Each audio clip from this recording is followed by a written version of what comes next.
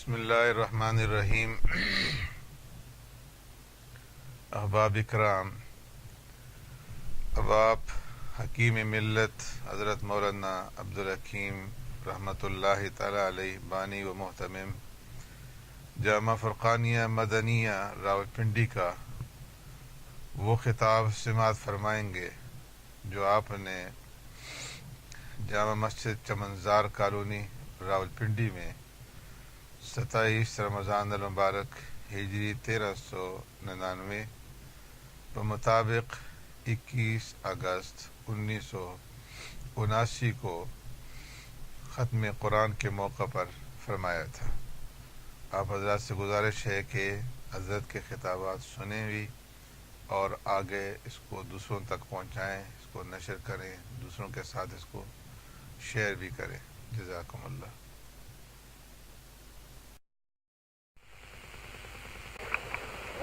درگاہ خدا آب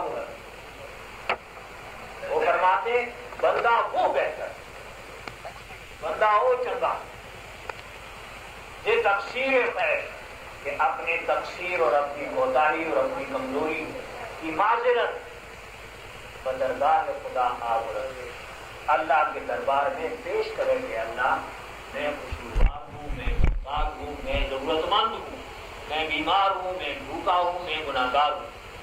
تو جب یہ بات ہوتی ہے تو پھر ساتھی فرماتا ہے تواضع عجیزت کنت در جہان، کہ یہ جو تواضع اور عاجزی ہے یہ تجھے پیارا بنائے گی دنیا میں، اور تکبر جو ہے غرور وہ انسان کو محمود کرتا ہے۔ بتیرے ایسے لوگ ہوتے ہیں کہ وہ اس روحانیت کی قائل نہیں ہے کہ دعاؤں کی ضرورت ہے یا دعاؤں کے مانگنے سے کچھ ملتا ہے، یا یہ کہ روحانیت کے اثرات کچھ ہوتے ہیں۔ اس مادے نے، ان اینٹوں نے اور اس لکڑی نے اور ان نوٹوں نے اور ان کوٹھیوں نے اور ان پیسوں نے بتیرے انسانوں کو روحانیت کا منکر بنا کر کے صرف ایک مادہ پرست بنا دیا، اور مسلمان دنیا میں ہے اس لیے کہ یہ روحانیت سکھاتا ہے، مادہ پرستی کو تابع کراتا ہے۔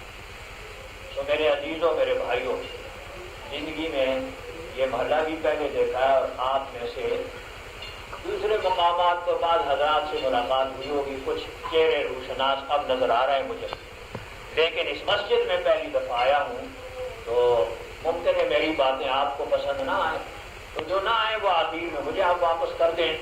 بہرحال میرا طریقہ یہ ہے کہ دعا مانگ کے اپنے آپ کو اور آپ سب کو خدا کے سامنے پیش کر دیا، اور دعا آپ نے سن لی، اب آگے اس کی مرضی ہے، جو توفیق دلائے گا اس کے مطابق کہلائے گا، اچھی بات کہلائے گا، اس کی مہربانی، اور اگر مسئلے کے لحاظ سے کوئی غلط بات ہو گئی تو وہ ہماری گناہوں کی نحوست ہوگی، خدا ہمارے گناہ معاف کرے۔ دوسرا دعا اس لیے بھی ضروری کرانی پڑتی ہے کہ تاکہ جو آدمی تھک گئے ہیں اور بیٹھنے کا ارادہ نہیں تو دعا ہو جائے، تاکہ جو دعا کے منتظر ہیں وہ تشریف لے جائیں، اور اگر کسی نے سننا ہے تو تھوڑی دیر کے لیے، چند منٹوں کے لیے میں ایک یا دو حدیثیں آپ کو سنا دوں گا اللہ کی مہربانی سے، اور پھر دعا کر دیں گے۔ ایک تو میں بیمار ہوں عرصہ 3 سال سے شوگر کا، اور دوسرا ہمارے ہاں ہم نے شبینہ آج شروع کرایا ہے، اور ہمارے ہی طلباء اور اساتذہ تقریباً 8 آدمی یہ لیاقت باغ میں بھی پڑھ رہے ہیں، تو 2 جگہ کا انتظام کی نگرانی بھی ہے، تو یہ بھی ایک ضرورت ہے، پھر شہری کو بھی اٹھنا ہے، اس لیے وہ لمبا چوڑا تقریروں کا نہ وقت ہے اور نہ اس کی ضرورت ہے اور نہ اس کی ہمارے اندر استطاعت ہے، نہ مجھ میں اور نہ آپ میں۔ تو مختصر جیسے وقت میں چند باتیں دعا کرتا ہوں اللہ سے کہ خدا مجھ سے کہلوا دے وہ کہ جو میری اور آپ کی مغفرت کا سامان بن کے ہماری نجات کو اچھا کر دے۔ میرے بھائیو، ان گزارشات کے ساتھ اب میں آپ سے یہی درخواست کروں گا کہ اب آگے میں آیت کریمہ اور حدیث پاک حل کروں گا اور آپ توجہ سے سنیں گے۔ درود شریف پہلے پڑھنے تاکہ میں شروع ہوں۔ اللہم صلی علی سیدنا محمد وعلی آل سیدنا محمد کما صلیت علی ابراہیم وعلی آل ابراہیم انک حمید مجید۔ نحمدہ ونصلی علی رسولہ الکریم۔ اعوذ باللہ من الشیطان الرجیم، بسم اللہ الرحمن الرحیم۔ انا انزلناه في ليلة القدر وما ادراك ما ليلة القدر ليلة القدر خير من ألف شهر تنزل الملائكة والروح فيها بإذن ربهم من كل أمر سلام هي حتى مطلع الفجر صدق الله العلي العظيم. قال رسول الله صلى الله عليه وسلم خيركم من تعلم القرآن أو علمه صدق الله وصدق رسوله النبي الكريم. بزرگوں، غالباً آج کی تراویح میں آپ حضرات نے یہ سورت مبارکہ سنی ہے. اس رات کی مناسبت سے میں نے یہ سورت مبارکہ تلاوت کی ہے. قرآن عزیز کے بارے میں آپ جانتے ہی ہوں گے. میں آپ کی توجہ مبذول کراتا ہوں کہ قرآن پاک کے نزول کا اللہ پاک نے خود قرآن ہی کے ذریعے سے کیلنڈر بیان کر دیا ہے. مہینہ بھی بتا دیا ہے، رات بھی بتا دی. 12 مہینوں میں سے اللہ نے بتا دیا ہے کہ قرآن جو میں نے نازل کیا ہے تو فرمایا ہے شہر رمضان الذی انزل فیہ القرآن. یہ رمضان کا مہینہ، شہر رمضان، رمضان کا مہینہ. شہر کہتے ہیں عربی میں مہینے کو، شہر کہتے ہیں شہر کو، اور زبر کے ساتھ شہر. عربی میں یہی ہے کہ زیر زبر تبدیل ہوگی تو معنی بھی تبدیل ہوں گے. اسی لیے بزرگان دین مطالعے کے مفتی بننے اور مطالعہ کر کے مفسر بننے، محدث بننے سے روکتے ہیں کہ مطالعے سے بات بن نہیں سکتی، تلفظ کانوں سے سننے سے بات بنتی. تو اگر زیر زبر کچھ بھی نہ لکھا ہوا ہو اور آدمی نے استاد سے پڑھا بھی نہ ہو تو لفظ شعر اور لفظ شعر میں کوئی بھی فرق نہیں ہوتا. زیر زبریں نہ ہوں، دونوں ایک طرح لکھے جاتے ہیں. لیکن زیر زبریں جو لکھی جاتی ہے ایک تو اس سے فرق پڑتا ہے اور دوسرا استاد سے پڑھنے سے پتہ لگتا ہے کہ لفظ کیا ہے. تو شہر رمضان مہینہ رمضان کا الذی انزل فیہ القرآن وہ ہے کہ جس میں نازل کیا گیا ہے قرآن کریم. 12 مہینے اسلامی کیلنڈر کے، محرم، صفر، ربیع الاول، ربیع الثانی، جمادی الاول، جمادی الثانی، رجب، شعبان، رمضان، ذی القعدہ، ذی الحج. 12 مہینے پورے جاتے جیسے کہ انگریز کے 12 مہینے جس کے مسلمان بہت تابعدار ہیں. تو 12 مہینوں میں سے بتا دیا کہ قرآن ہم نے جو نازل کیا اللہ فرماتے ہیں تو وہ رمضان کے مہینے میں نازل کیا ہے. یہ رمضان کی عظمت، یہ رمضان کی برکت، یہ رمضان کا تقدس، یہ رمضان کی بڑائی، یہ رمضان کی بزرگی اور یہ ساری بھلائیاں جو اکٹھی ہو گئی ہیں. تو فرمایا یہ اس کی وجہ یہ ہے کہ انزل فیہ القرآن، اس میں قرآن نازل کیا گیا. اور قرآن چونکہ برکات کا مجموعہ ہے، خزانہ ہے، تمام برکتوں کا مرکز خود اللہ کی ذات ہے اور پھر برکتیں تقسیم کرنے والا وہ رب العالمین خود ہے. تو قرآن پاک اس کا کلام ہے، یہ اس لیے متبرک ہے. تو جس مہینے میں نازل کیا وہ مہینہ دوسرے مہینوں سے زیادہ عظمت والا، رتبے والا، بڑائی والا ہو گیا. جیسے کہ عالم اسلام کو مظاہرہ کر رہی ہے رمضان کی عظمت کا. پھر رمضان کا یہ پتہ نہیں تھا کہ کتنی راتوں میں کس وقت میں نازل ہوا تو فرما دیا انا انزلناہ فی لیلۃ القدر کہ ہم نے اس قرآن کو نازل کیا ہے. مہینہ پہلے بتا دیا، پھر بتا دیا رات کے اعتبار سے انا انزلناہ فی لیلۃ القدر ہم نے اس کو نازل کیا ہے برکتوں والی رات میں. یہاں قدر کے معنی عظمت کے عربی میں، یہاں قدر کے معنی رتبے کے ہیں، یہاں قدر کے معنی برکات کے. تو فرمایا اس قرآن کو ہم نے نازل کیا برکات عظمتوں والی رات کے اندر. اللہ پاک کو عظمتیں برکتیں ہم سب کو نصیب فرمائے. پھر فرمایا کیسی عظمتوں اور برکتوں والی رات ہے. تھوڑا سا رات کی تعریف بھی کر دیا گیا، رات کی خصوصیت وہ بھی بتا دی. فرمایا تنزل الملائکہ، نازل جو اس قرآن کو لوح محفوظ سے پہلے آسمان تک کیا نا تو اس رات کے اندر کیا. اور اس رات کے اندر اسپیشل انتظام یہ ہوتا ہے، اسپیشل سمجھے کہ نہیں، وہ یہ ہوتا ہے کہ تنزل الملائکہ تو عالم ملکوت سے تمام ملائکہ تک تنزل وہ اترتے ہیں نزول سے. اور ملائکہ صرف اکیلے نہیں آتے، وہ روح، ملائکہ کا ہیڈ، ملائکہ کا پرنسپل، ملائکہ کا سربراہ اور ملائکہ کا استاد اور ان پہ کنٹرول کرنے والا وہ بھی ساتھ ہوتا ہے، جس کو کہا جاتا ہے جبرائیل امین۔ تنزل الملائکۃ والروح، درود شریف پڑھے تاکہ رسول اللہ کی بات سنو، پہلے رسول اللہ کی روح پہ درود پہنچے، وہاں مدینہ منورہ میں حضور علیہ الصلوۃ والسلام خوش ہوں اور پھر ادھر سے اللہ کی رحمتیں مڑ کے آگے سے جھونکا ہمارے طرف آئے تو پھر حضور کی بات کرے تو اللہم صلی علی سیدنا محمد وعلی آل سیدنا محمد کما صلیت علی ابراہیم وعلی آل ابراہیم انک حمید مجید۔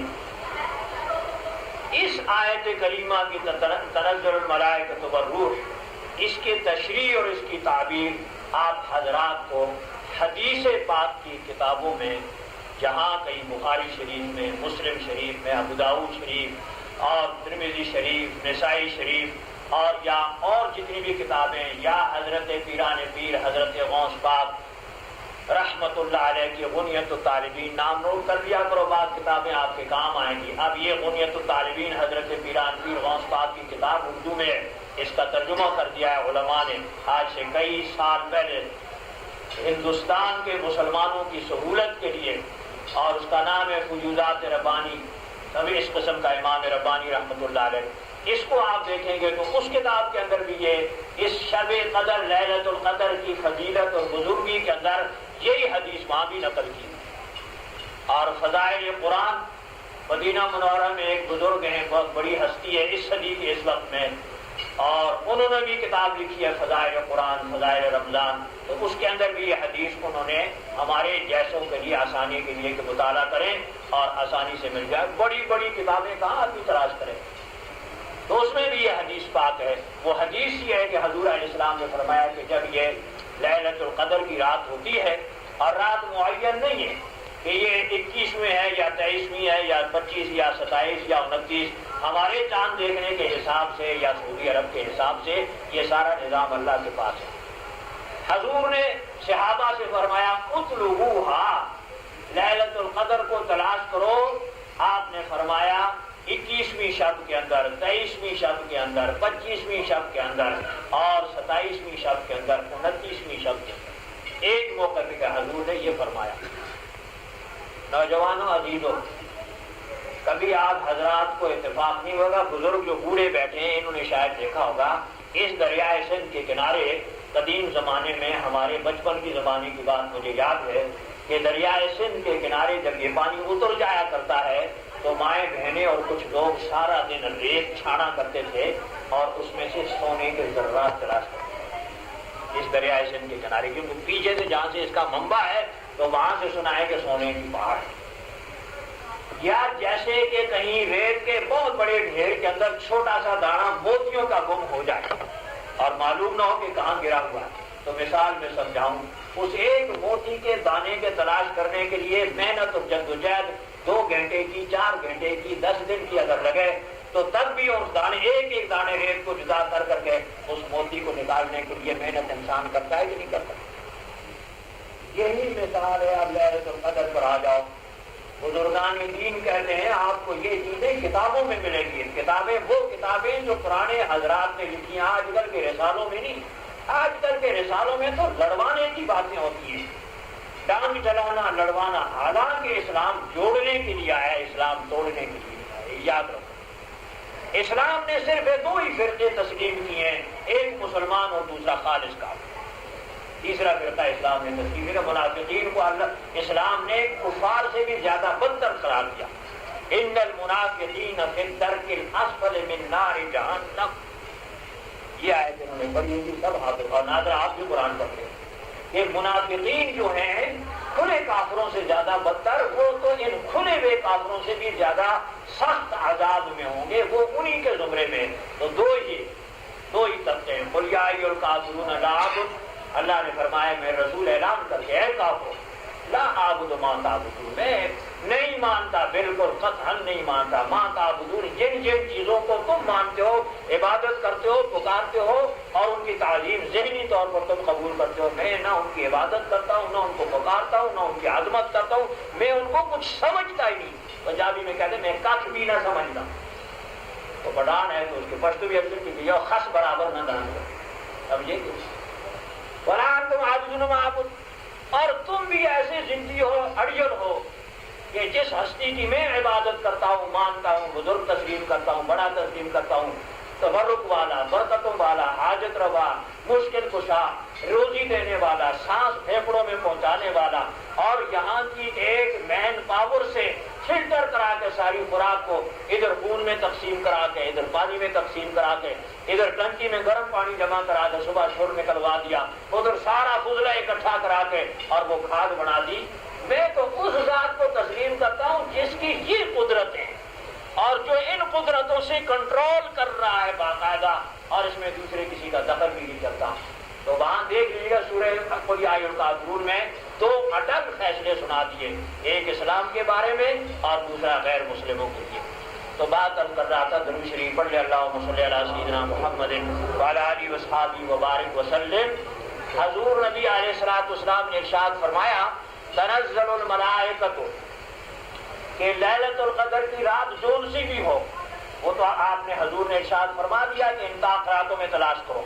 اور طاق راتیں اب ہمارے حساب سے دیکھو آج طاق ہے، اور مدینہ منورہ اور مکہ مکرمہ میں رات 27ویں تھی، آج 28ویں، اور اس سے آگے کچھ اور علاقوں میں ایسا ہوگا کہ وہاں پتہ نہیں کہ آج 22ویں ہوگی یا 23ویں ہوگی.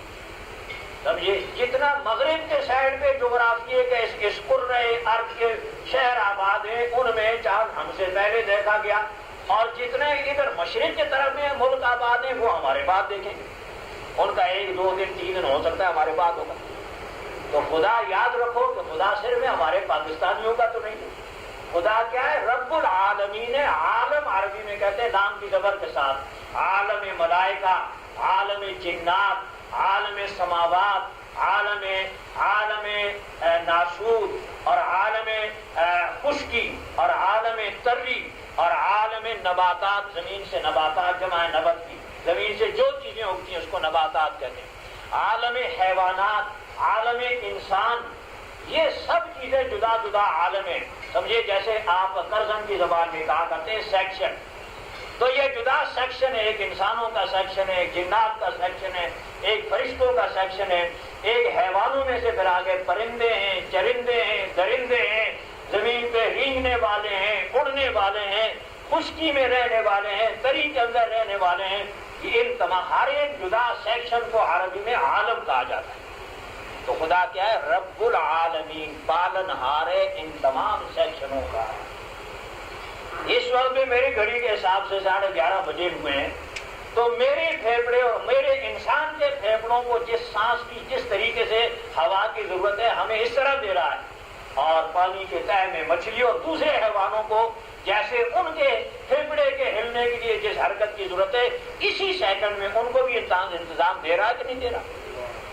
ایک غروب آفتاب کے وقت جس قسم کی غذا سے انسان کا جسم بڑھ سکتا ہے اس کو یہ خوراک دلائی، اور درندوں کو جس قسم کی خوراک ان کو کھانی چاہیے جن سے ان کی زندگی بچتی ہے ان کو اسی ٹائم میں وہ خوراک دی اس نے، اور پرندوں کو جدا خوراک وہ دی، حیوانوں کو جدا خوراک دی. یہ نہیں کیا کہ ایک سیکشن کی چھٹی کرا دی اور دوسرے سیکشن کو خوراک دی. رب العالمین عربی کا لفظ ہے، پنجابی میں ہے پالن ہار.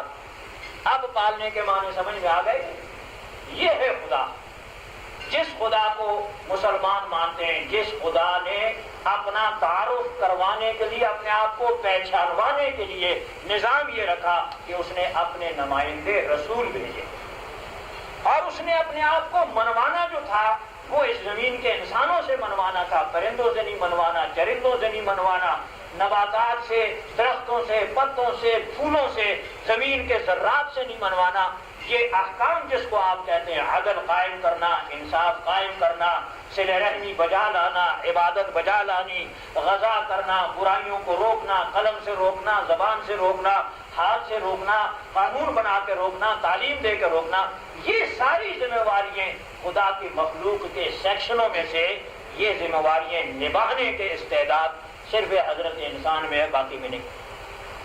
دیکھ لیجیے جتنے بھی جانور ہیں، روح والی چیز، جانور کے معنی روح والی چیز ہے، لیکن پالن ہار سب کا ہے، اور اپنا نائب بنانے کے لیے، خلیفہ بنانے کے لیے کہ اس کی رحمتوں کے نمونے دنیا میں کر کے دوسروں کو دکھائے، اس کام کے لیے اس نے اپنے سارے سیکشنوں میں انسان کو منتخب کیا، اوروں کو منتخب نہیں کیا۔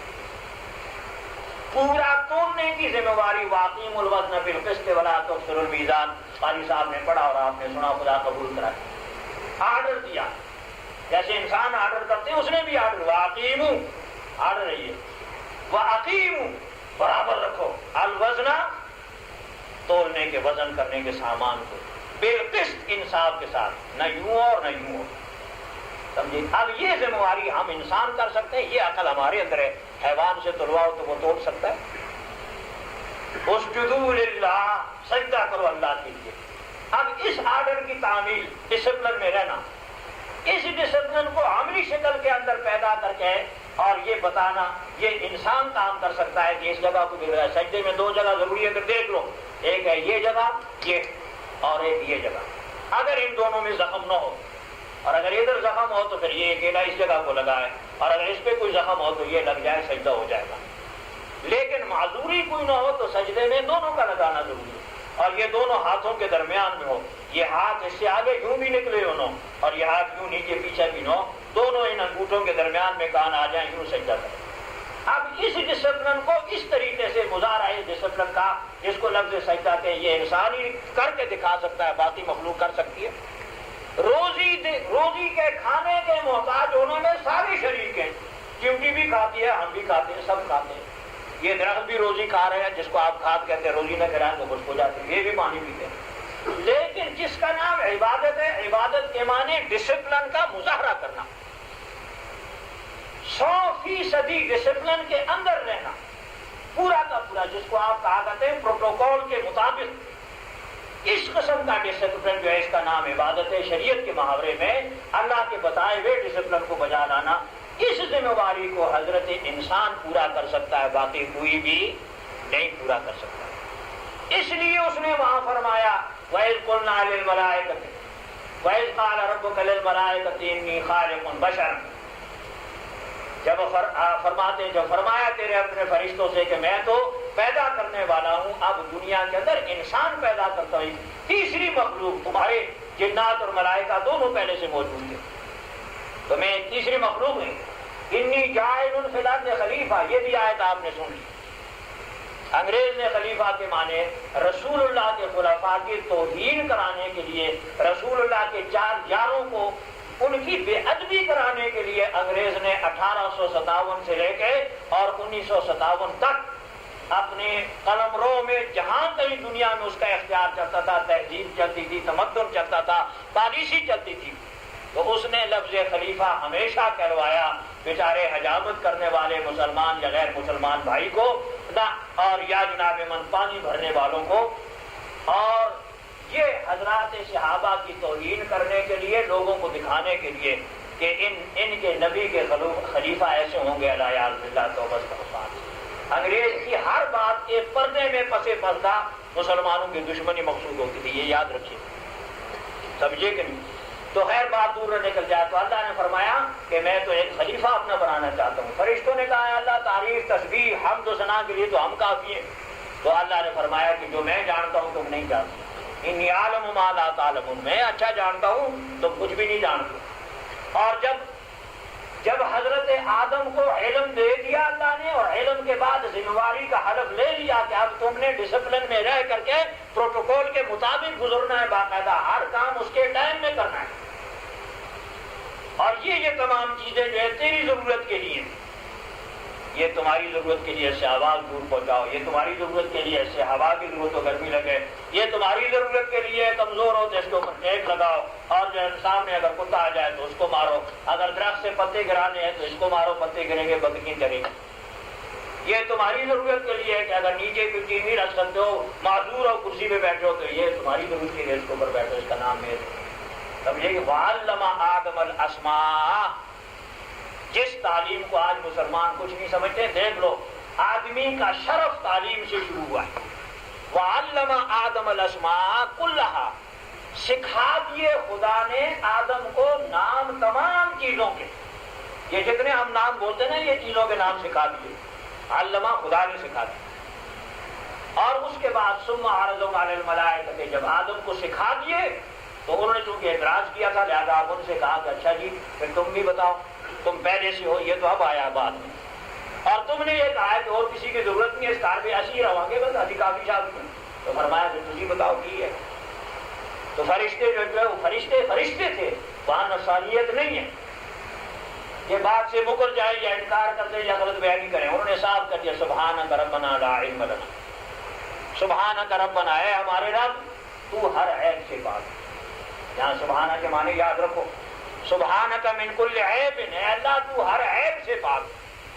بغیر حکمت اور بغیر کسی مطلب کے کام کرنا یہ بھی عیب ہے کہ نہیں؟ تو فرشتوں نے وہ اقرار کر دیا کہ اللہ تیرا جو بھی کام ہے وہ کسی حکمت فائدے پہ منتج ہوتا ہے، مبنی ہوتا ہے، تو ہر عیب سے پاک ہے. باقی اس مسئلے میں لا علم لنا، ہمیں کوئی علم نہیں، ہم کچھ نہیں جانتے. الا ما علمتنا، جتنا آپ نے سکھایا اتنا ہی جانتے.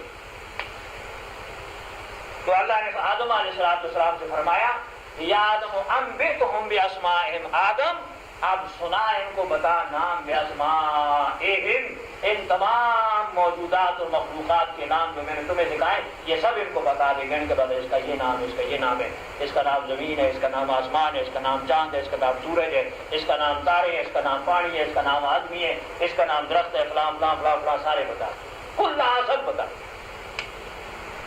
تو اب دیکھ لو کہ وہ پروٹوکول پورا کرنا کہ علم سیکھ کر کے اس کے آگے نام بتا دینے، یہ آدم کی استعداد تھی، فرشتوں کی استعداد نہیں تھی. نابالغ بچہ 2 من سامان اٹھانے کی اس کے اندر استعداد ہے؟ آپ سے پوچھتا ہوں، ہے نہیں؟ جوان آدمی اٹھائے گا. اس پورے چھت کو اٹھا دینے کے ہاتھوں کے ساتھ ہمارے 8 9 10 20 آدمیوں کی استعداد ہے؟ نہیں. کرین کی استعداد ہے کہ اگر کنڈے اور سامان ہو تو چھت کو وہ اٹھا سکے. ہر چیز کو خدا نے جدا جدا ضرورت کے لیے اور جدا جدا حکمت کے لیے پیدا کیا. تو فرشتوں میں یہ خصلتیں نہیں جو ہمارے اندر ہیں. فرشتہ کھاتے نہیں، پیتے نہیں، اولاد نہیں جنتے، سوتے نہیں، اور جناب من ان کا پیٹ کے اندر جو ہے نا وہ یہ میدا نہیں ہے، وہاں پہ کوئی چیز جمع نہیں ہوتی، وہ پیتے نہیں، کھاتے نہیں، وہاں ولادت نہیں بڑھتی، وہاں آگے جا کے بات کی ضرورت نہیں. وہاں یہ خواہش نہیں ہے جو بالغ ہونے کے بعد آدمی کو ہوتی ہے اپنی جوڑے کی. اور پھر اتنے بکھیڑے ہم کرتے ہیں، اتنا تاج اکٹھا کرتے ہیں، پھر جناب من پھر کہا گھوڑی چڑھیا پھر ڈنگا ڈنگا. سمجھے کہ کون کیا کوئی گھوڑی چڑھتا ہی ویر میرا گھوڑی میں، نہ برات ہے، نہ شادی ہے، نہ بیاہ ہے، نہ بچے پیدا ہوتے ہیں، اور نہ جو ہے ان میں کوئی مرد ہے، نہ عورت ہے، نہ کسی کو حیض آتا ہے، نہ چلا ہوتا ہے، نہ ناک بہتی ہے، نہ پونی بہتی ہے. کچھ خدا نے ایسی مخلوق پیدا کیا. فرشتہ ایسی مخلوق ہے. ضرور شریف پڑھ لیجیے گا. اللہم صلی علی سیدنا محمد علی آل سیدنا حبیبنا مولانا محمد وعلی آلہ وصحبہ وبارک وسلم. تو خیر بات دور نہ نکل جائے، عرض کر رہا تھا حضور علیہ الصلوۃ والسلام نے ارشاد فرمایا کہ تنزل الملائکۃ حول الکعبۃ فی کبکبۃ، حدیث پاک کے الفاظ کہ تمام فرشتے یہ لیلۃ القدر کی رات جو ان سے بھی ہوتی ہے. یہ اتنی باتیں میں نے لیلۃ القدر کے بارے میں کی پھیلائی، یہ ہمارے حساب سے اب ہمیں معلوم نہیں آج ہے یا کل ہے یا پرسوں ہے، اور اسی کے سارے جڑے ہوئے زمین کے مسلمانوں کے حساب سے. دوسری حدیث بھی ایک سن لیجیے گا. حضور نبی علیہ الصلوۃ والسلام سے پوچھا صحابہ نے یا رسول اللہ یہ لیلۃ القدر کب ہے؟ تو آپ نے آگے سے ارشاد فرمایا کہ رمضان کے سارے مہینے میں لیلۃ القدر ہوتی ہے، اور معین کسی ایک رات کے لیے اندر نہیں ہے، یہ پھرتی رہتی ہے. اولیاء کرام میں سے امام راضی رحمۃ اللہ علیہ، حضرت پیران پیش عبد القادر جیلانی رحمۃ اللہ علیہ، خواجہ شہاب الدین سہروردی رحمۃ اللہ علیہ، مجدد الفسانی سریفی رحمۃ اللہ علیہ، اور خواجہ باقی باللہ رحمۃ اللہ علیہ، اور پہلے سے خواجہ زکریا، اور اس سے پہلے کے حضرات میں سے یہ تو زکریا ملتانی بعد کے، اس سے پہلے کے حضرات میں سے اور خاص کر کے تابعین اور تبع تابعین کے زمانے میں سے امام اعظم ابو حنیفہ رحمۃ اللہ علیہ جیسے ہزاروں بزرگان دین حضور کی حدیث کی تابعداری میں فرماتے ہیں مشاہدات بتاتے ہیں، کسی نے خواب دیکھا ہے، کسی نے بیداری میں لیلۃ القدر کی رات دیکھی، اور وہ یہ فرماتے ہیں کہ یہ رمضان کے ان سب راتوں میں سے کسی نہ کسی رات میں پھرتی رہتی ہے، کوئی ایک معین رات نہیں ہوتی، تاکہ ایک بار کا دن ہے اور جناب من سینگ بج گیا، تلی بج گئی، ڈنگا ڈنگا ڈنگا، 2 گھنٹے جاتے بیٹھ کے پوجا پاٹ کر کے آگے اللہ اللہ دین بجاؤ۔ یہ اسلام ایسا دین نہیں، یہ مسلسل جدوجہد کا دین، لگاتار عمل کرنے کا دین۔ تو لگاتار عمل کرنے کے لیے لیلۃ القدر کی رات کو دوسری راتوں کے غلاف کے اندر چھپا کر کے پردے میں رکھ دیا، اور اب کہہ دیا کہ مجاہدوں کرو، جدوجہد محنت کرو، نفلیں پڑھو، قرآن پڑھو، ذکر کرو، دعاؤں میں لگو، مراقبہ کرو، جو ان کی عبادت جی چاہتا ہے جس وقت کے اندر کرو، لیکن اب اس موتی کو تلاش کرو کہاں سے نکالو گے۔ جیسے اس ریت کے ڈھیر میں سے ایک دانہ موتی کو نکالنے کے لیے وہ ساری ریت کو چھانتا رہتا ہے۔ مثال سمجھ گئے؟ اور سمجھنے کے لیے ضرور پڑے تاکہ مسئلہ جلدی سمجھ میں۔ روحانیت یاد رکھو، روحانیت کے اندر روحانی کرنٹ ہوگا تو روحانیت چمکتی ہے۔ روحانیت، یہ مثال دیکھو، یہ ڈھانچہ ہے، کمال اس کا نہیں ہے، اس ڈھانچے کے اندر، اس تار کے اندر جو حرارت لانے والی کیفیت ہے، جب تک وہ یہاں نہ پہنچے تو یہ گھوم کر کے ہوا کی سہولت آپ کو نہیں دے سکتے۔ ایسے ہی ہمارا یہ جو ڈھانچہ ہے، یہ انسان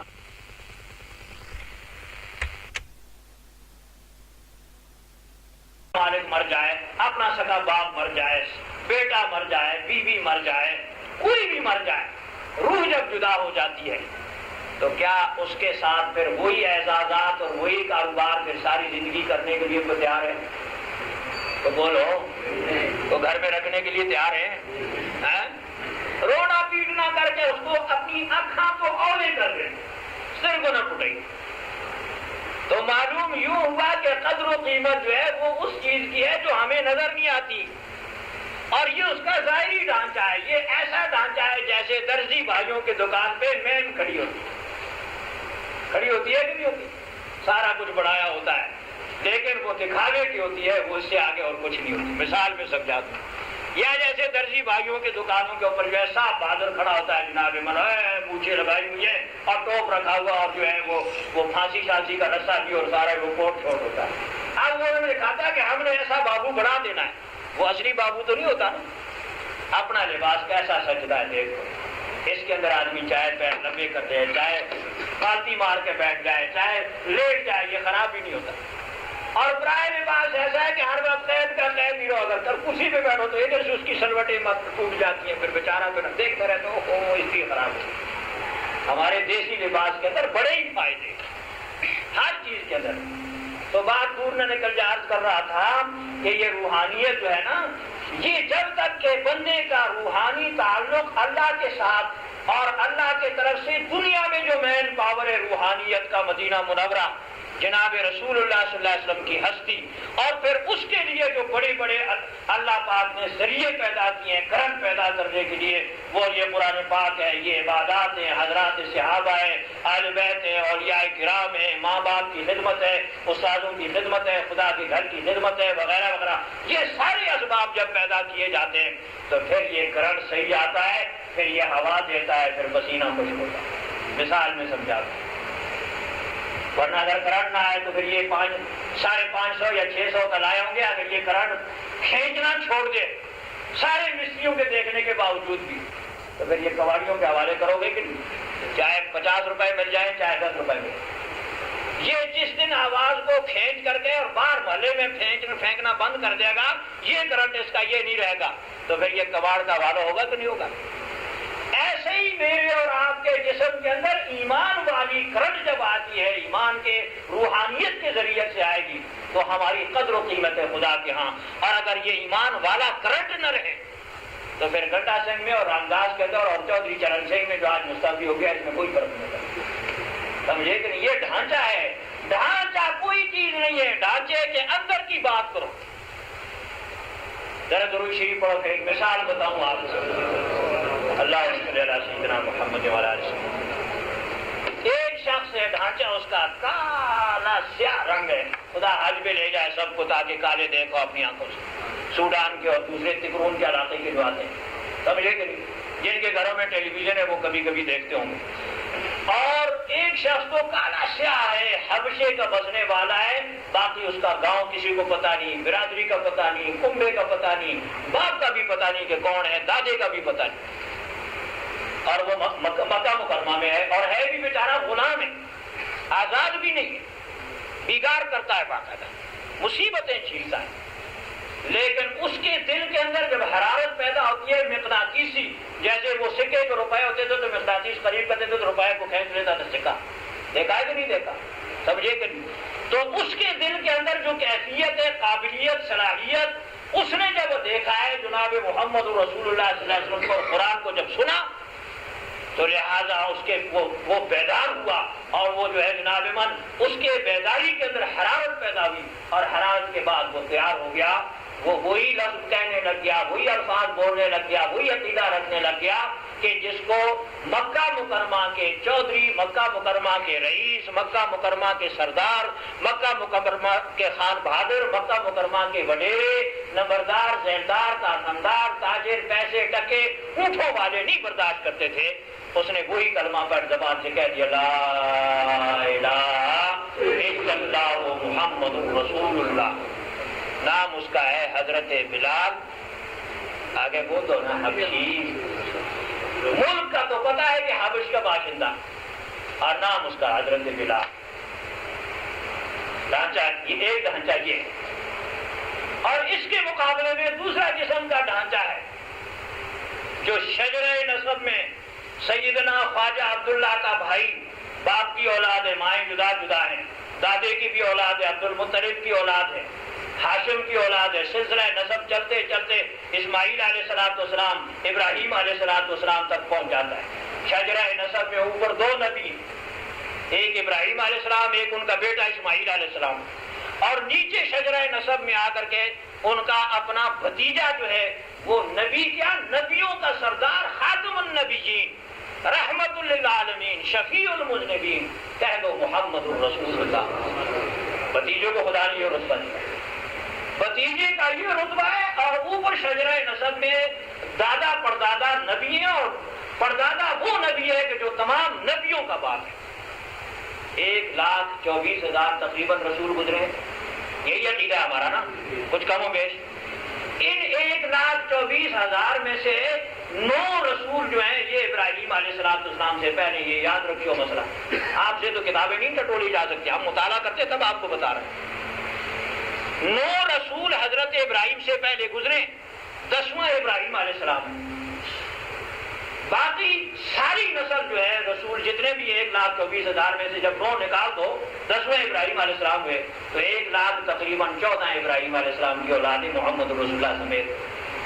تو سمجھ گئے کہ جو شخص اتنے نبیوں کا باپ اور پردادا ہے، کوئی تھوڑی برکتیں جمع ہوئی. اور اب یہ جناب من، یہ جس کو آج نام کسی کو نہیں معلوم، ابو لہب کہتے ہیں. حالانکہ ابو لہب تو اس کو جو بددعا اس نے رسول اللہ کو، اپنے بھتیجے کو جو گالی دی، بددعا دی، خدا کو غصہ آیا اپنے رسول کے بارے میں بے ادبی کرنے پہ. خدا نے اپنی غیرت میں آ کر کے وہی اس والے الفاظ اس کو کہہ کر کے قیامت تک کے لیے اس کا نام ہی رکھوا دیا، ابو لہب. ابو لہب تو سمجھے کہ نہیں، تاریخ سے نام بھی مٹ گیا. اور جو دوسرا ان سے بھی بڑھے رہا ہے، جو پنچایت کا سربراہ ہے، قتل کے مقدموں کے فیصلے کرتا ہے، اور جناب من خون بہاؤ لوگوں کو دلاتا ہے، جھگڑے ہوتے ہیں پورے صوبہ مکہ میں طے کرتا ہے. ابو الحکم اس کا لقب تھا، جیسے ہمارے ہاں لقب ملا کرتے ہیں، سمجھے کہ نہیں. ایسے اس کا ابو الحکم کے معنی فیصلوں کا باپ. جیسے انگریزی میں کہتے ہیں وہ چیف جسٹس، اور عربی میں کہتے ہیں قاضی القضات، ججوں کا جج. اور چیف جسٹس کے معنی آپ خود ہی جانتے ہیں، ہم نے تو یہ بولی پڑھی ہے. میں تو قبائلی علاقے کا باشندہ ہوں، بچپن میں ادھر پڑھا ہے، پھر آخری عمر میں جا کے دہلی میں، میرٹھ میں، رامپور میں پڑھا ہے. درمیانی عرصہ سارا ادھر گزارا ہے.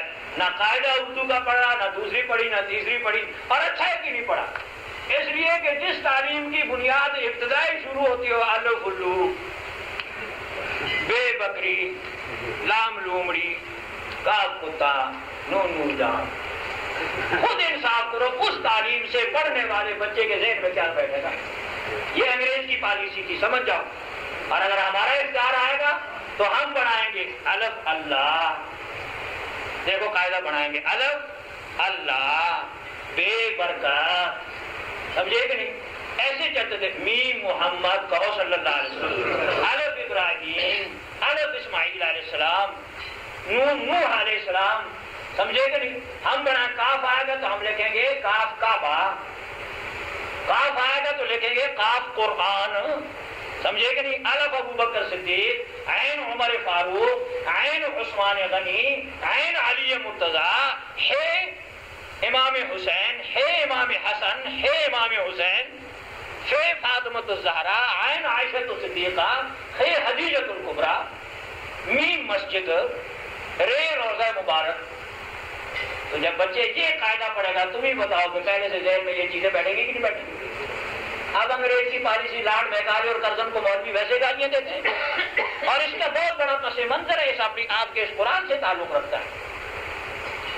آگے حل کر دوں گا تو بات خیر دور نہ نکل جائے، ڈھانچے پہ کرنٹ پہ بات کر رہا تھا کہ اب دیکھ لیجئے گا شجرہ نسب کے لحاظ سے ہاشمی ہے، ہاشمی کتنا بڑا اچھا شجرہ نسب ہے، اور ہاشمیوں میں سے پھر خصوصاً پھر جو ہے وہ قریش میں سے، اور قریش میں سے اوپر جا کے بڑا قبیلہ عرب ہے، یا عرب کی اولاد ہے، اور شجرہ نسب یہاں سے شروع ہو کر کے وہاں ابراہیم علیہ السلام پہ ختم ہوتا ہے، لیکن کرنٹ وہ قبول نہ کیا جس کرنٹ سے پیدا ہوتا تھا لا الہ الا اللہ محمد الرسول اللہ، اللہ وحدہ لا شریک لہ، ان الفاظ کا اقرار بھی نہ کیا اور آگے اس کرنٹ کو اپنے سینے میں جگہ بھی نہ دی، تو شجرہ نسب نے پھر ابو جہل اور ابو لہب کو خاندان نبوت سے نکال کر کے قیامت تک کے لیے منحوس ترین نام ان کے بن گئے، اور دنیا میں گالیوں کا سبب بن گئے کہ نہیں بن گئے؟ شجرہ نسب دیکھو کہاں جڑتا ہے۔ اسی لیے تو اللہ پاک نے اس کو اسلام کی بنیاد اس پہ رکھی ہے کہ اسلام عقیدے اور عمل دونوں کے جڑنے کے بعد جو کیفیت پیدا ہوتی ہے، اسلام اس کو فوقیت دیتا ہے، قدر کرتا ہے، اسلام شجرہ نسب کو نہیں دیکھتا۔ وہ جو بلال کا ہے ڈھانچہ، جس کا جو ہے بظاہر کالا کلونٹا ہے، بڑی بڑی ہونٹیں ہیں اور کوئی نہیں جانتے، اس کو یہ رتبہ مل گیا کہ جناب من حضور علیہ الصلوۃ والسلام اس کو فرمائیں کہ ارحنا یا بلال، کہہ دو صلی اللہ علیہ وسلم۔ اذان کا وقت ہوتا نا تو حضور فرماتے بلال ہمیں راحت پہنچوا، ہمیں راحت پہنچوا، یعنی اذان دے، اور حضرت بلال رضی اللہ تعالیٰ عنہ مسجد نبی میں اذان دیتے، اور جب حضور علیہ السلام دنیا سے تشریف لے گئے، پردہ پوش ہو گئے، تو اتنا صدمہ رسول اللہ کی جدائی کا کہ کئی دنوں تک اذان دی، کئی دنوں تک اذان نہ دی، صحابہ منتیں کرتے کہ اذان دے، تو کہتے کہ اب جب میں آتا ہوں نا کہ اشہد ان محمد رسول اللہ، جب اس جملے پہ آتا ہوں، تو جب میں اذان دیا کرتا تھا اس وقت جب ممبر پہ میں کھڑا ہوتا تھا اذان دیتا تو حضور صاحب نے تشریف فرما ہوا کرتے تھے، اس لیے کہ اذان دیتا ہی تب تک کہ حضور فرمایا کرتے تھے اذان کا ٹائم ہو گیا، اس وقت یہ گھڑیاں تو نہیں، تو کہتے اب جب میں یہ جملہ کہتا ہوں تو آقا نظر نہیں آتے، لہذا مجھے اذان نہیں دی جا سکتی۔ دیکھا کرنٹ کے فرق کو، اس کے اندر یہ کیفیت پیدا ہوئی تو بن گئے کیا؟ حضرت بلال کہہ دو رضی اللہ تعالی عنہ، اتنے القاب مل گئے، اور اس کے اندر وہ کیفیت پیدا نہیں ہوئی تو شجرہ نسب دیکھ لو، کوئی دور پار کی بات نہیں ہے، جناب من براہ راست باپ کے بھائی ہیں، دادی کی اولاد ہے، سکی دادی کی اولاد ہے، لیکن آج روئے زمین پہ اس وجہ سے کہ کیونکہ سرور کونین فخر موجودات رحمت للعالمین صلی اللہ علیہ وسلم کے دادے کی اولاد ہے اور آپ کے والد ماجد کے بھائی ہیں، اس وجہ سے ان کے نام سے نہ کوئی مسجد کا نام رکھنے کو تیار ہے نہ سڑک کا نام۔ کئی دنیا میں مسلمانوں کو نا ابو جہل روڈ کسی نے نام رکھا، شارع ابو جہل کو بولتا ہے، کسی منارے کے نام رکھتا ہے شارع ابو لہب۔ اتنے منحوس ہو گئے اس اللہ کی توحید اور اس اللہ کے رسول محمد رسول اللہ کی ختم نبوت، ان دو پوائنٹوں کو نہ قبول کرنے کی وجہ سے باوجود نسب ایک ہونے کے کتنے دور پھینک دیے۔ درود شریف پڑھ لیجیے۔ تو میں عرض کر رہا تھا کہ بھائیو یہ جو ڈھانچے ہیں نا، یہ ڈھانچے قیمتی تب ہیں کہ ان کے اندر قیمتی چیز پیدا ہو جائے، اور وہ قیمتی چیز ہے ایمان۔ اللہ میرا اور آپ کا ایمان کامل ہو، لیکن یہ صرف دعاؤں سے کامل نہیں ہوتا، اس کے لیے باقاعدہ نسخہ استعمال کرنا پڑے گا۔ نوجوانوں ایک بات کہہ کے آگے ختم کرنا چاہتا ہوں، سخت سردی ہے دسمبر کی، اور جنوری اور پھڑپھڑا رہا ہے ایک آدمی سردی کی وجہ سے، گرم کمبل اور گرم کپڑے لا کر کے اور سامنے رکھ کر کے تعریفیں کرو کہ یہ ایسا کپڑا ہے، یہ ایسا کپڑا ہے، لاکسپور کا بنا ہوا ہے، فلاں جگہ سے لایا ہوں، اور اس کے اوپر نہیں ڈالتے. بتاؤ اس آدمی کی سردی دور ہوگی تقریر کرنے سے؟ کوئی تقریر مت کرو جس کو تھر تھر تھر تھر کر رہا ہے، عملی کام کرو کہ کپڑا لا کے اس کے اوپر ڈال دو، اور گرم گرم دودھ جو ہے جناب من اس کے اندر نمک پانی چینی شینی ڈال کر اس کو ایک گلاس پلا دو. تقریر کچھ بھی نہ کرو. گرمی ختم ہوگی کہ نہیں ہوگی؟ تو بولو. ساون کی عظیم گرمی ہے، پسینہ نکل رہا ہے، بدبو آ رہی ہے سب سے، اور میری پکھوں کی دکان ہے اور میں سامنے پکھے رکھے اور چلاتے نہیں، اور کہتے ہیں صاحب یہ ایسا پکھا ہے، اس کی ہوا میں اتنی ہے، یہ کوثر و تسنیم کی ہوا، یہ فلانی ہوا، لفاظی کے جناب من ڈھیر چلا رہا. کہا مولوی جی تقریروں تھوڑی کرو، مہربانی کر کے چلا کے بھی سنو ذرا، ہوا بھی تو ساڑھے تلک ہے. دوسری مثال، اور بھوک سے مر رہا ایک آدمی نے ڈال ہو رہا، روٹیاں لا کے اس کے سامنے رکھ دو، حلوہ بھی رکھ دو، اور تعریف بھی کرو، اور پلاؤ قورمے بھی رکھ دو کہ ایسا ہے، اور فلانے نائی سے پکایا ہے، لاہور سے منگایا تھا میں نے، ایسا کیا، ایسے چاول لایا. اس بیچارے کے منہ میں لقمہ نہ ڈالو، یا پیاس سے مر رہا ہے تو اس کا پیاس اور اس کی بھوک مرے گی. اور اگر یہ تقریریں نہ بھی ہوں، پیاسے کے منہ میں پانی ڈال دو اور بھوکے کے منہ میں 2 لقمے ڈال دو، جان آ جائے گی کہ نہ آ جائے گی؟ ان مثالوں سے بات کو سمجھو. اسلام عمل مانگتا ہے. یہ عقیدے کا تصحیح کرانے کا اقرار، اس کے بعد زبان سے اقرار کرانے کے بعد مسلسل عمل مانگتا ہے کہ عمل کرو، کام کرو. اور وہ آپ ایک شعر خود پڑھا کرتے ہیں، ہمیں تو آتا نہیں، عمل سے بنتی ہے زندگی، کیا پتہ نہیں کیا. بہرحال وہ ہوگا، میں نے تو حوالہ ہی دینا تھا، حوالہ تو ہو گیا نا، کہ عمل ہی سے ہے جو کچھ بھی ہے. پھر سرور کونین تاجدار مدینہ رحمت للعالمین صلی اللہ علیہ وسلم سے اوپر چلیے گا، حضرت آدم تک 1,24,000 جو ہستیاں گزری ہیں. صفحے اول کی نبیوں کی ہستی، صفحے دوم کی ہستی، پھر ہر نبی کے صحابہ، چاہے ابراہیم علیہ السلام کے ہوں، چاہے موسیٰ علیہ السلام کے ہوں، چاہے عیسیٰ علیہ السلام کے ہوں، اور چاہے محمد رسول اللہ کے ہوں. کسی ایک کے دور میں یہ بتاؤ، کسی کی سیرت میں یہ ہے کہ انہوں نے خود جدوجہد اور عملی طور پر کچھ نہ کیا اور صرف زبانی باتوں ہی پہ جو ہے سہارا کیا. آج ہماری دعاؤں میں اثر نہیں، آج ہمارے کاروبار میں برکت نہیں، آج ہمارے قانون میں جان نہیں، آج ہمارے اوپر حکمران ہو تو ہم پہ رحم نہیں کرتا، آج ہم رعایا ہوں تو ہم تابعداری نہیں کرتے، آج اولاد باپ کا ادب نہیں کرتی، آج ماں باپ اولاد کے اوپر شفقت نہیں کرتے، آج استاد کا ادب نہیں. ہر محال کے اندر دیکھو تو رو رہے ہیں کہ کچھ نہیں. لیکن یہ بھی کبھی دیکھا کہ ان تمام چیزوں کو ہمارے مناسب حال کرنے والی ہستی کا نام کیا ہے؟ اللہ. جب ہم اللہ کے نہیں ہیں تو اللہ اپنے تابعدار تمام سیکشنوں کو کیوں کہے کہ تم ان کا کام کرو؟ اللہ کاش کے میں حافظ ہوتا. جعل لکم الابصار والافئدہ، پڑھو نا یار، کہیں کو حافظ پڑھو نا. جعل لکم السمع والابصار والافئدہ، اللہ وہ ہے کہ جس نے تمہارے لیے کیا بنائے؟ بولو. مائکروفون جو کیچ کرتے ہیں، سب کی گفتگو کو کیچ کر کے اندر پہنچاتا ہے کہ نہیں پہنچاتا؟ والابصار آنکھیں بنائی، والافئدہ دل بنایا، پیر بنائے، ہاتھ بنائے، یہ سارے اللہ کے کنٹرول میں ہیں کہ نہیں؟ تو جب اس کی مرضی آتی ہے پھر وہ یہاں کی جو طاقت اس نے تقسیم کر کے اس سیکشن کو کہا تو دیکھنے کا کام کریے، کان کو کہا ہے خبردار دیکھنے کا کام تو نے نہیں کرنا، تم نے سننے کا کرنا ہے. زبان کو کہا ہے چکھنے کا کرنا، زبان کو اس نے آرڈر دی ہوا ہے کہ یہ جو پلٹن ہے نا، یہ سیکشن یہ صرف چکھنے کا کام کرے گی، اس نے دیکھنے سننے دونوں کا کام نہیں کرنا. یہ تقسیم، یہ ساری قوتیں، یہ ایک مین پاور ہاؤس جس کو آپ جگر کہتے ہیں، خون وہاں سے جاتا ہے کہ نہیں جاتا؟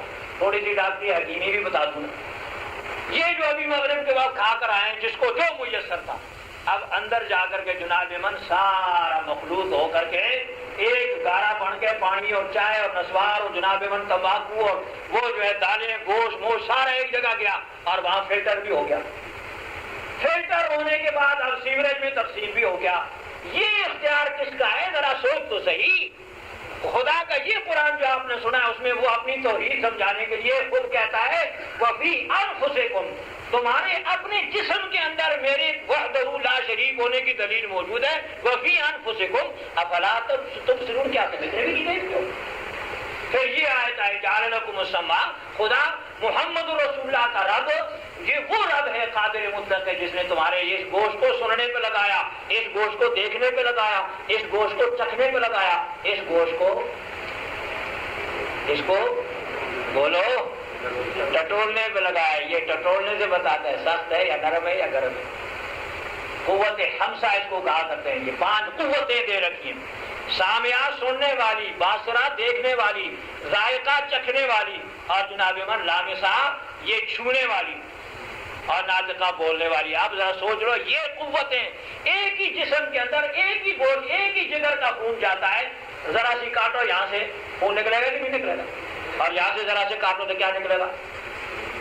خون نکلے گا کہ نہیں نکلے گا؟ تو خون کے پیچھے ٹنکی جس کو جگر کہتے ہیں ایک ہے یا 2 ہے؟ اور حرکت یہ ساری خون کو چلانے والا آگے ٹک ٹک یہ جو ہے یہ مین پاور جو ہے یہ کر رہا ہے، یہ ایک ہے یا 2 ہے؟ تو جناب من ایک گوشت جا رہا ہے اور طاقتیں جدا جدا دھری ہوئی ہیں. یہ سن رہا ہے، وہ باہر بازاروں میں بات آواز وہاں جو بیٹھا ہے وہ بھی سن رہا ہے. یہ دیکھ رہا ہے کوٹے پہ چڑھ کے دیکھو تو مری کے باہر سارے نظر آتے ہیں.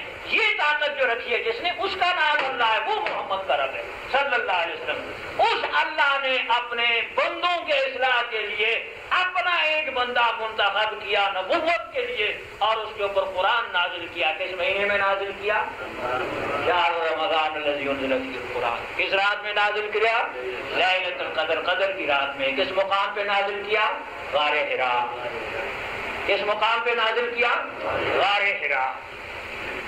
اور غار حرا مکہ مکرمہ سے باہر ایک پہاڑ ہے، اس کے اوپر چوٹی کے اندر غار ہے. اب آبادی جہاں پہنچ کر کے سارا اس کے ارد گرد شہر ہو گیا. پرانے حاجیوں کے لحاظ سے کہہ رہا ہوں، اب تو وہ شہر کے اندر ہے. پر 8 سال میں نے دیکھا. ایک بات پوچھتا ہوں، نزول اقرا بسم ربک الذی خلق، یہ آیت وہاں نازل ہوئی. حضور اس وقت وہاں تشریف فرما تھے. اس ٹائم پر اگر رسول اللہ صلی اللہ علیہ وسلم غار حرا میں نہ ہوتے اور حضور علیہ الصلوۃ والسلام ہوتے مکہ کے آس پاس کسی اور جگہ میں، تو آج متورک وہ جگہ ہوتی ہے غار حرا؟ ٹھنڈے دل سے سوچ کے بتاؤ. اقرا بسم ربک الذی کی آیت کریمہ غار حرا میں نازل نہ ہوئی ہوتی، پہلے ابتدا جو ہوئی ہے یہ کسی اور ڈھیری پہ یا کسی مکان یا کسی جگہ میں حضور بیٹھے ہوتے، جبرائیل وہاں آیا ہوتا، یہ وہاں نازل ہوئی تھی. تو یہ برکت آج وہاں ہوتی یا کہ غار حرا میں؟ اب بات کو سمجھ گئے کہ نہیں؟ یہ رمضان کا مہینہ خدا یہ سمجھا رہا ہے کہ میری تمام برکتیں جو میرے کنٹرول میں کسی اور کے کنٹرول میں نہیں ہیں، میں اپنی ان برکتوں کو اس طرح تقسیم کرتا ہوں. اے میرے بندو، تم میرے ساتھ رابطہ پیدا کرو، لیکن میرے ساتھ رابطہ براہ راست نہیں ہوگا. میرے ساتھ رابطہ کرنا ہے تو میرے بھیجے ہوئے رسول محمد الرسول اللہ صلی اللہ علیہ وسلم کے 2x2 پیدا تابعداری کرو، بہو صحیح. یہ نہیں کہ اپنی مرضی کے کر لی، کہ جو پسند کی بات ہے وہ تو کر لی، جو پسند کی نہیں وہ چھوڑ دیا. ہم آپ شہری ہیں، آپ نہیں جانتے، ہم دیہاتیوں کو ہم گوڈی کرتے ہیں، تاڑی کرتے ہیں. تاڑی اس کو کہتے ہیں کہ مکھی کے اندر دھان کے اندر سے گھاس نکالا جائے، اور گوڈی اس کو کہتے ہیں کہ وہ کشی بیلچا شیلچا لے کے اور وہ جناب من گھاس واس کو کاٹ کاٹ کر پھینکتے کرتے. تو ہم دین کے اندر گوڈی تاڑی کرتے ہیں، جو ہماری پسند کا ہوتا ہے، رواج ہوتا ہے، اس کو ہم دین بنا کے چھاتی سے لگا کے لڑنا شروع کر دیتے ہیں. اور جو ہمیں دشوار معلوم ہوتا ہے، جسم کو تکلیف ہو، وقت خرچ ہو، پیسہ خرچ ہو، دین کے اس حصے کو ہم نام بھی نہیں لیتے. مولوی اندر کا میری ایسی فارغ نہیں ہے، پھر یوں کام کرتے ہیں. سمجھے؟ میٹھا میٹھا حرف کا کڑوا کڑوا تھوم. جب دین کے ساتھ ہم یہ مذاق کریں گے تو پھر خود ہی سوچ لو کہ پھر اس دین کی عبادات اور دعاؤں میں وہ برکتیں کہاں سے آئیں گی جو اگلوں کو نصیب ہوئی. یہ دین وہی ہے، یہ قرآن وہی ہے، یہ عبادتیں وہی ہیں کہ جو پیران پیر کو نصیب ہوئی برکات، مجدد البسانی کو نصیب ہوئی، خواجہ اجمیری کو نصیب ہوئی، وہاب الدین زکریا کو نصیب ہوئی، بری شاہ لطیف کو نصیب ہوئی، یہ شاہ ولی اللہ کو نصیب ہوئی، شاہ عبدالعزیز کو نصیب ہوئی، سعید احمد شہید کو نصیب ہوئی. جو جس دین نے ان میں تڑپ پیدا کر کے ان کو غازی بنایا اور پھر کفر سے ٹکرائے شہید ہوئے. دین وہی ہے، نسخہ وہی ہے، لیکن نسخے کو ہم استعمال غلط کریں. وہی ڈاکٹر وہی بیماری مجھے بھی ہے اور آپ کے ایک آدمی کو ہے، فرض کرو وہ نسخہ لکھتا ہے، آپ اس کے بتائے ہوئے ڈھنگ کے مطابق دوا استعمال کرتے ہیں، پرہیز کرتے ہیں، آپ تکلیف برداشت کرتے ہیں، نقش پہ کنٹرول کرتے ہیں، اور وہی دوا میں استعمال کرتے ہو مجھے وہ کہتا ہے مولوی چاول نہ کھا لینا، مٹھا نہ کھا لینا، میں جب حلوہ آتا تو ہڑپ شروع کر دیتا ہوں، میٹھی چائے آتے تو ہڑپ پی لیتا ہوں، شربت آتی ہے تو ہڑپ پی لیتا ہوں۔ اب میں کہتا ہوں ڈاکٹر صاحب کی دوائی بھی کوئی اثر ہی نہیں پیدا ہوں۔ اثر خاک ہو، اس نے پرہیز بھی تو بتایا ہے نا۔ پرہیز کا نام ہے تقویٰ، پرہیز کا نام ہے نیکی۔ جیسی دنیاوی زندگی کے اندر معاملات میں پرہیز کرنا جو ہے، اب ہر وہ بات جو قانون کے خلاف ہو اور صحیح آدمی جو ہوتا ہے اس کے خلاف کام نہیں کرتا قانون کے خلاف ہے، اس کو کیا کہتے ہیں؟ پرامن شہری کہتے ہیں کہ نہیں؟ شریف شہری کہتے ہیں کہ نہیں؟ کیونکہ قانون کی خلاف ورزی نہیں کرتا۔ اور ہر آدمی جو قانون کی پرواہ تک بھی نہیں کرتا، جو جی میں آئے کر لیتا ہے، تو موقع اگر لگ جائے پھر مجسٹریٹ کا یا ایڈمنسٹریٹر کا یا متعلقہ ادارے کے انچارج کا، پھر وہ بھی ڈنڈے کھڑکاتا ہے، اس پہ نہیں کھڑکاتا۔ اس مثال سے سمجھ جائیے گا بات کو۔ اور آپ کے سارے لڑکے کالج میں اسکول میں باقاعدہ استاد کا کہنا مانتے ہیں، صحیح ٹائم پہ حاضر ہوتے ہیں، پوری حاضریاں لگاتے ہیں اور پورے 8 گھنٹے پڑھتے ہیں، گھر کا دیا ہوا کام بھی جا کے گھر پہ کرتے ہیں۔ اور میرا لڑکا جناب ایمان نہ اسکول اور کالج میں حاضر ہوتا ہے، نہ محنت کرتا ہے، پڑھائی کرتا ہے، نتیجہ رزلٹ کیا میرے لڑکے کا اور آپ کے لڑکوں کا برابر ہو سکتا ہے؟ اور ہو سکتا ہے یار، آدھا من فضل بٹی یا آدھا من فضل ڈنڈا، لیکن اس کے بغیر تو نہیں ہو سکتا، ٹھیک ہے کہ نہیں؟ لیکن یہ دو چیزیں بندوں میں چل سکتی ہیں، بندوں کے خالق رب العالمین کے پاس یہ دونوں چیزیں نہیں چل سکتی۔ لہذا اب اس دنیاوی کالج میں جو بھی پڑھے گا، عبادت کرے گا دین کے مطابق، وہ پاس ہوگا آگے جا کر کے، اس کا نام ایمان کامل ہے، اس کا نام نجات ہے۔ اور جو اس دنیا کے کالج کے اندر اپنی منہ مرضی مار کرے گا، کبھی حاضری دیتا ہے کبھی حاضری نہیں دیتا، تو اس کی مثال ایسی ہے جیسے وہاں فیل ہوتا ہے، یہ اپنے دین کے معاملے میں فیل ہو جائے گا۔ کوئی اور مثال دے کر سمجھاؤں؟ آپ بھی فوج میں، میں بھی فوج میں ہوں، آپ باقاعدہ فوج کے اصولوں کے مطابق باقاعدہ پریڈ میں حاضر ہیں، ہر کام میں حاضر ہیں جناب من، ڈسپلن میں رہتے ہیں۔ اور میں آج یہ ڈاکٹری سرٹیفکیٹ پیش کر دیا، آج جناب من جو اپنے آپ کو 10 تاریخ کر دیجیے، کیا کرتے بس سارا دیکھو کپڑے بھی خراب ہو گئے، دیکھو یہ ہو گیا، ٹٹیاں لگی، آج یہ مہینہ 2 مہینے کے بعد آج مجھے ڈسچارج کریں گے کہ نہیں کریں گے؟ اور اگر پتہ لگ گیا کہ میں نے جھوٹ بولا ہے تو کورٹ مارشل میرا ہوگا کہ نہیں ہوگا؟ اور اتنی مثالوں سے بھی ہے جنتیوں، اگر ہم نہیں سمجھتے تو خدا ہی سمجھائے۔ یہی مثال ہے اس دین صراط مستقیم کے، اور یہ قرآن پاک یہ 30 سپارے جو پڑھے ہیں آپ نے سنے، اس کے اندر بھی روزانہ کا پروگرام ہے، معاملات ہیں، عقیدے ہیں، آپس کے معاملات ہیں، رعیت اور حکمران کے معاملات ہیں، میاں اور بیوی کے معاملات ہیں، شبہ کے معاملات ہیں، رہن کے معاملات ہیں، خریدنے کے معاملات ہیں، تولنے کے معاملات ہیں، ملاوٹ نہ کرنے کے معاملات ہیں۔ یہ سارا قرآن ہماری زندگی کا پروگرام ہے، اس کے بتائے ہوئے طریقے کے مطابق، اور اس کا طریقہ وہ منظور ہے کہ جو محمد الرسول اللہ نے، محمد الرسول اللہ کا اس قرآن کے بارے میں بتایا ہوا طریقہ وہ ہے کہ جس کی 3 لاکھ آدمیوں نے 23 سال میں ٹریننگ کر دی، اور 23 سال کے بعد ٹریننگ کے بعد جب عرفات میں اکٹھے ہوئے تو اللہ پاک نے آخری گزٹ کر دیا جناب ایمان، آرڈیننس نافذ کر دیا۔ آپ کی بولی میں سمجھاتا ہوں جو آج کل بولی جاتی ہے، آیت کریمہ نازل تاریخ الیوم اکملت، یہ آیت الیوم اکملت لکم، آج میں نے مکمل کر دیا تمہارے لیے، پنجابی میں آج میں نے مکمل کر دیا تمہارے واسطے، نن ماہ مکمل کو تاسو دے پارا۔ یہ لقم کے جو مخاطب وہاں کھڑے تھے، یہ 3 اور 5 لاکھ کے درمیان میں جماعت تھی جناب من، کہ میں نے کیا مکمل کر دیا؟ دینکم، تمہارا دین میں نے پورا مکمل کر دیا۔ کہنے والا کون ہے؟ ذرا زور سے کہہ دو، اللہ۔ اور قرآن میں آتا ہے وَمَنْ أَصْدَقُ مِنَ اللَّهِ قَوْلًا وَقِيلًا، ہاں کہ اللہ سے زیادہ سچ اور صحیح بات کہنے والا کون ہو سکتا ہے؟ یعنی نہیں۔ تو خدا تو فرماتا ہے میں نے دین مکمل کر دیا، اور مخاطب کس کو کرتا ہے؟ صحابہ کرام کو۔ تو ٹریننگ 23 سال میں لیے، مکہ سے شروع ہوئے ہیں، 13 سال مکے میں مارے کھائیں، رگڑا کھاتے رہے، اور 10 سال مدینے میں جا کر کے معاملات، عبادات اور عقیدے اور انفرادی اور اجتماعی، خارجی اور داخلی، سیاسی، ہر لحاظ سے 23 سال میں ٹریننگ دے کر رسول اللہ صلی اللہ علیہ وسلم نے اللہ کا قرآن عملی طور پر سکھا دیا کہ یہ قرآن ہے۔ رنگروٹ جس دن بھرتی ہوتا ہے اس کو فوج کے ڈسپلن یا تعلیمات کا کوئی پتہ ہوتا ہے؟ کالج میں جو لڑکا جاتا ہے اس کو پتا ہوتا ہے کہ کالج میں کیا ہے؟ اور جب وہ فارغ ہو کے نکلتے ہیں تو تمام چیزوں کا پتہ لگ جاتا ہے. مثال میں سمجھا رہا ہوں. ایسے ہی جب لا الہ الا اللہ محمد رسول اللہ پڑھ کے رنگروٹ بھرتی ہوئے تو آگے تربیت شروع ہو گئی، ڈسپلن میں رکھنا، پروٹوکول کے اندر رکھنا شروع کر دیا. اب یہ کرو، اب یہ مت کرو، یہ کرو، یہ مت کرو. دو ہی تو باتیں اسلام کے اندر، یہ کرنے کی اور نہ کرنے کی. نہ کرنے والی کرو گے تو گناہ، کرنے والی کرو گے تو عبادت اور ثواب ہے. کرنے والے کو چھوڑ دیا جائے تو گناہ. روزہ رکھنا ہے نا، جنہوں نے نہیں رکھنا گناہ کمایا، آپ نے رکھا آپ نے ثواب کمایا، خدا قبول کرے. تو حضور علیہ الصلوۃ والسلام کی یہ تربیت یافتہ، یہ 3 اور 5 لاکھ کے درمیان جو جماعت ہے 23 سالہ، انہوں نے جو تعبیر، جو تشریح عقیدے اور علم اور عمل کے بارے میں کر دی، عملی ڈیزائن دنیا کے سامنے پیش کر دیا، وہ اس قرآن کا خلاصہ اور نچوڑ تھا. اور اسی لیے اللہ پاک نے پھر اسی قرآن پاک کے اندر حکم دے دیا کہ وَإِذَا قِيلَ لَهُمْ آمَنُوا كَمَا آمَنَ النَّاسُ، کہ جب ان لوگوں کو کہا جاتا ہے مدینے کے اندر کہ ایمان ایسے لاؤ جیسے ایمان یہ لائے ہیں، كَمَا آمَنَ النَّاسُ، تو وہ آگے سے کہتے ہیں کہ کیا ہم ایمان ایسے لائیں جیسے کہ کم سمجھ اور کم عقل والے ایمان لائیں؟ تو خدا کو غصہ ہے. خدا نے فرمایا الا انہم هم السفہاء، کہ یہ کہنے والے سب سے بڑے بیوقوف ہیں. اب ساری دنیا کو دعوت دی کہ ایمان ایسے لاؤ جیسے ایمان یہ لائے. جیسے کہ ایک مسجد بنانے والے